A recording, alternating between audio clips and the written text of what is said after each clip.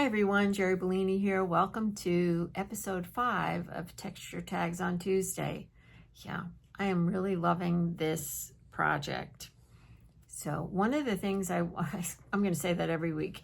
One of the things I wanted to mention is that I'm going to use the same stencil every week. And yeah, there's going to be quite a few of these types of videos because what I discovered was you can vary the smallest detail and get a whole different look to something. And I hope as you play along, you'll see that too and start to experiment. I don't think I could possibly make enough samples of all the different variations that you could come up with. As I'm working, I keep thinking about it and I keep writing it down, and I think I'm up to like 20. I'm not kidding. So no, I'm not going to do 20 videos, but we can talk about it and how, how fun it is and how that's what makes your work unique is how you do it, your spin on it. And I can't wait to see your spin on these projects. So I saw a few tags in my Facebook group, and it's just so exciting to me to see what you guys come up with. Some of the things I'm like, I never would have thought of that. So it's really wonderful. All right, enough of the yah. Let's get started with our project. Let's go over the supplies first. They're basically the same as last week. Here's a stencil that we're going to use. I'll talk to you about that in a second. Your t-shirt cloth, 2 layers. I have gray and off-white. You lay them down with the grain going in the same direction. And also this is the correct side, or the right side, I should say, of the cloth up, right side up. You'll have your tag, a piece of copy paper or tracing paper for a template for the size of your tag. Some textile paint, and if you don't have textile paint, that's fine. Just use craft paint for this week. And if you like the technique, you can always get textile paint later. A makeup sponge or something to apply this to this. So I have a little dish here. A marking pencil, a pair of sharp scissors, and some embroidery floss, and a nice needle. All right, now let me talk to you about this. So sometimes when I'm putting the paint on the t-shirt, because that's what we're going to do next, I was moving over and getting my sponge into the next petal on this flower. And so I covered that with a piece of paper and I just taped it. Draw out your stencil on your paper template and just lay it down on your cloth to see where you want it. So the cloth is cut a larger than this tag, see? So let's just do it this way. So lay your tag down, and all this is going to be trimmed off. And then you can put your template on top, and then you can just slide this out. And now you can see whereabouts you want to paint your stencil. Or you can just lay your stencil down. You can just aim and shoot and lay your stencil down. So this is if you're working on a bigger project and you have to be particular. That's how you can do it. So now my stencil is just where I need it to be. I'm going to get my paint. I did have it ready, but it got dried out. And I'm going to add a little water to this too. I did that last week, and I have a water pen here. I'm just going to put a little drip of water. Blend it. This paint is pretty thick, and I don't want to cover this as if I was painting. I just kind of want an impression like we did last week. I have a piece of t-shirt cloth here to blot this off before I actually go over to my t-shirt. And I'm ready. I'm not going to worry about that circle at the moment. So you're just going to up and down, lightly blot it. And because the paper's there, I don't have to worry about going off the template.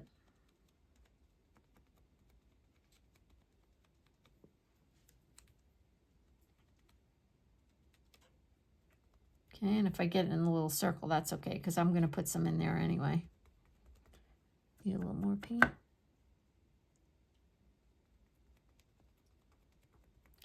So, you know, last week mine was kind of blobby, and it's fine. It's a sample. So when I actually move over to do my mom's quilt, I'll practice a little bit before I actually start to put the paint down.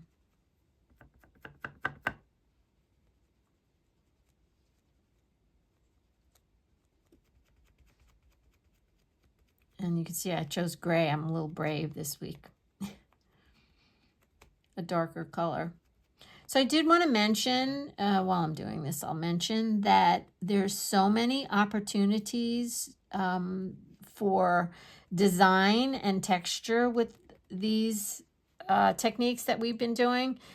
And what I mean is, you can change the color of your t-shirt cloth. You can change the color of your thread. You can change the back of your cloth and leave the front the same, vice versa. You could take your thread, and I'm using 4 strands of embroidery floss. So you can change out your strands, and you can put 2 strands, trying to get half of this, of one color and 2 strands of another, or okay, this is kind of a mess here, but I'm not going to worry about it.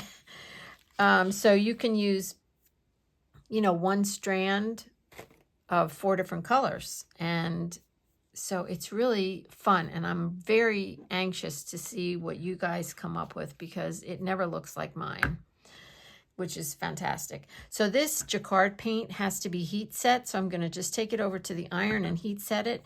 And what I do is I just put a piece of paper down on my ironing surface, turn this down, and hold the iron on it for 30 seconds. Here we go. Now it's heat set. Now, if you're using craft paint, just let it dry. I don't know. You could try heat setting it. And now what we're going to do, we're doing a negative reverse applique. So now we're going to get our needle and thread. And I did already thread my needle. I did the same thing I did last week. Embroidery floss has 6 strands, so I pulled out 1 strand at a time and got 4 strands off to the side, and they sort of lay side by side, and it takes the twist out. Now, the next thing you do is love your thread, and you kind of talk to it and tell it, this thread is going to create the most beautiful project ever. It is going to bring me so much joy. It is going to bring my community so much joy. And you just keep stroking it. There's oils in your fingers, and it conditions the thread. All right. And also, your thread shouldn't be any longer from your hand to your elbow. And mine's just a hair longer, so shame on me. Let me see if I could do the knot the way she shows in the book. So she wraps it around her fingers, goes like that, I think, and puts it in there. Oh, it seems so convoluted. It's an overhand knot, basically. And you're going to go down to a 1/2 inch, have a 1/2 inch tail, and you're going to do that knot twice. And I'm going to do it my own way the next time. And you want the second knot to land right on top of the first. And if you take your time, you can do it. And then this should be trimmed to a 1/2 inch. All right, so we're going to do the same thing we did last week. We're going to stitch 1/8 of an inch inside this paint. But this week, I'm going to do the back stitch instead of the running stitch. all these things make a difference in your work. And so if you're not familiar with the back stitch, and the stitches are supposed to be approximately 1/8 of an inch to 1/4 of an inch in length. Now, because I'm working so small, I'm going to try to keep them to 1/8 of an inch. So you start 1/8 of an inch further up than you want to be. Okay, so if I was just going to do the running stitch, I would have came out right here, so that you can go back 1/8 of an inch. Try not to pierce your knot on the other side. And then forward 1/8 of an inch. Now, I did say this last week, but just make sure that the needle you're using can glide through your t-shirt cloth, and I would experiment with that before you start. Now I'm going down in kind of the same hole that right here, kind of this hole that I went down in, going down there, and I'm coming up in front of the stitch, always pulling my thread in the same direction as my stitching. You're not even going to be able to see the stitches, unfortunately. Oh my gosh. Okay, maybe you will. And just make sure as you go along that your stitches lay flat and that your strands, because you're using embroidery floss, stay together. So you don't want loops on your work. And I found last week, because I separated all 4 strands at once, I found that they lay pretty flat. Let's see what happens this time.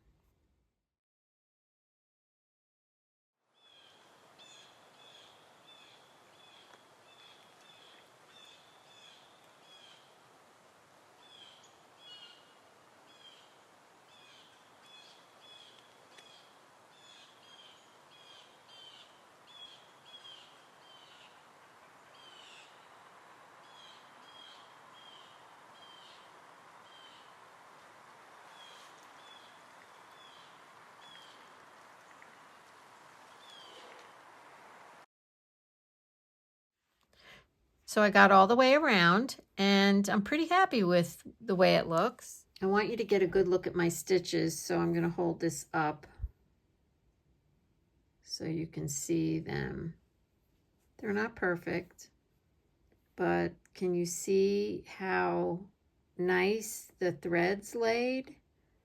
They almost are all side by side, and that's because I pulled out 1 thread at a time from the embroidery floss.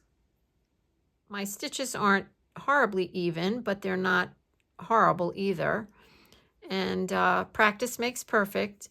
It's kind of difficult to stitch when you're filming because your arms have to be so far away from your body so you can stay under the camera. But that was just an excuse. Anyway, I'm really happy with it. I think it looks great. And I like the back stitch. It looks nice. So here's last week's. So far, we're a little different. And I'm going to flip it over and do a knot, which is right there where I came out. So I'm going to just do like an overhand knot and come down to the cloth, put my finger there, and do 2 of those. At least 2 of those. If you're using less strands of thread, you'll want to do 3. Okay, the reason being the knots are so important is because t-shirt cloth is actually knitted. And so there's these little loops in the cloth that the knots can actually pop right through there. So that's why you want to make sure that your knots are big enough. 1/2 inch tail, and yeah. All right, I'm going to do the other two, and I will be back. And this stitch does use a lot more thread, by the way. You can see in the back. The next step is cutting away the cloth around the design. But before I do that, I just want to think about this. So this is the size of my shipping tag.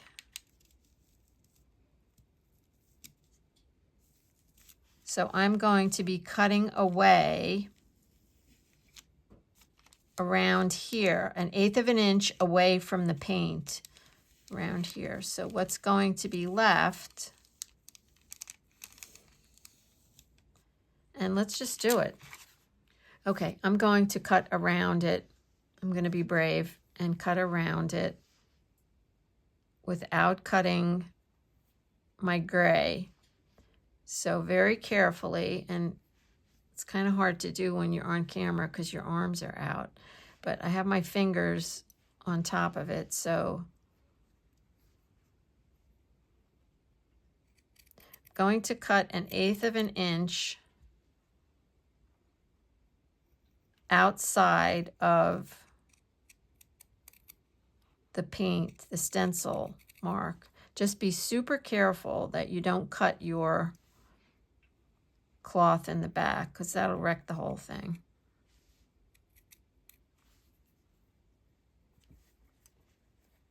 So if I had a big piece, I'd have it, I'd have it laid down on the table, and I'd just kind of go like this, which maybe I'll just do that anyway.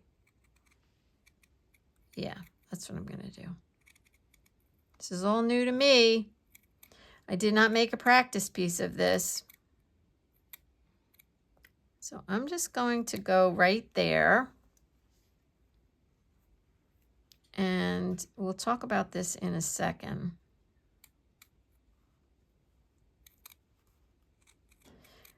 These are really sharp scissors. Brian, I don't know, he was watching YouTube videos and he figured out how to sharpen scissors. So he's been sharpening, my scissors, and he's doing such a great job. I don't know, he got some file or something. I should make a YouTube video of him sharpening the scissors. He did a really good job. I was getting ready to take them to a sharpener person. I'll ask him if he'll let me do a video.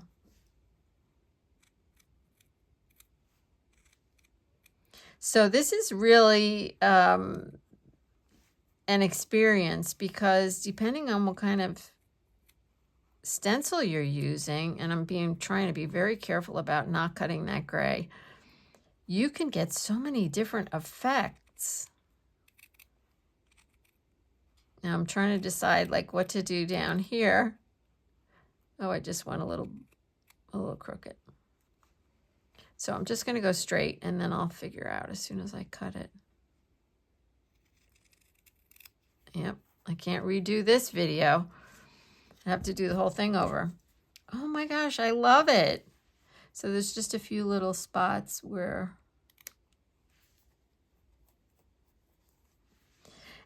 it's a little, frazzled and stuff, but I love it. Okay, so now I think I'm just going to cut right here. Another 1/8 of an inch. Can you imagine if I did this and I was off frame? I oh my gosh. Do you love it? I love it. Okay, just love it. So now I can put this on. I have to cut this to fit on my tag. So this is called negative reverse applique. I probably said it 4 times during the video, and I think it is super cool. So you have more of a 1/4 of an inch edge around your stitching lines, so it's a little bit more. And then I suspect when if you did a big piece, like if you did a skirt or something, a vest, I would love to do a vest. When you wash it, this would get really wonderful. I love this.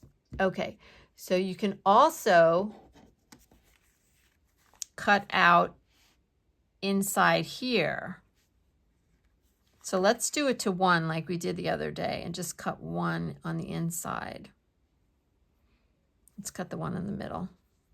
So remember, you pull the 2 cloths apart and you have to have, so if I cut this, let's think about this before I actually do it. Let me use my needle as a marker, as a pointer like in school. If I cut this, I still need 1/8 of an inch from here, okay? So depending on the stencil that you use, you know, and how wide or far apart your stitching lines are, you can get away with that. So remember, we're working small because we're on a shipping tag. So if I cut this, I really can't trim anything or hardly anything. It'll just be like a little slit down the middle. I'm going to cut it anyway because it's a sample, and when I see it, I'm going to remember that if I make this bigger, I could certainly cut in there too. So I'm going to cut all that blah blah. I'm going to leave that all in. I'm not going to edit that out. I was thinking out loud. So you pull the back and the front apart, and then you try to do it right in the middle, especially with such a small amount of cloth here. I feel like I'm off to one side a little bit. Let me grab it. Let me start over. Yep.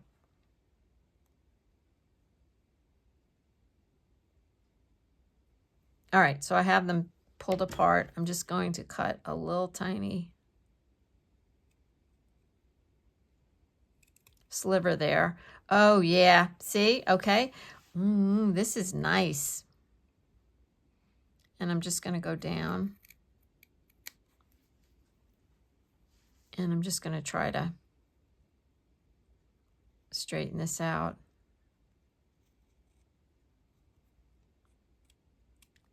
Yep, a little bit. So that's why I wanted to use the dark gray underneath, because I really wanted it to make a statement. And I know it was a little harder to see, so I apologize for that. But there's just enough of an opening here that you can see what's underneath. Okay. I am in love, totally in love. Yes. So I'm going to put this on here.